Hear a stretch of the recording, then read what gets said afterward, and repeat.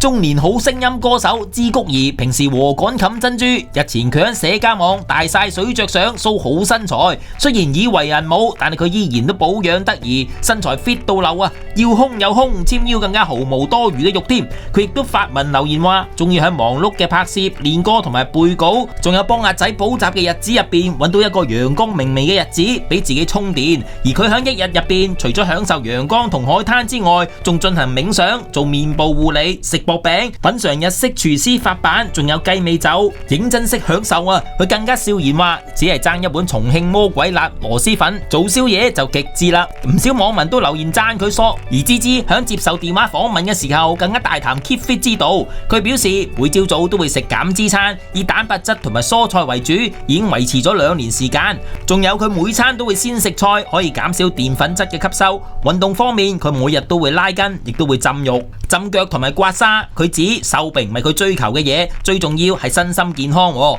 到工作，芝芝最近就有新綜藝節目同顏米高、黃建文同埋周國峰齊主持《今晚有歌聽》。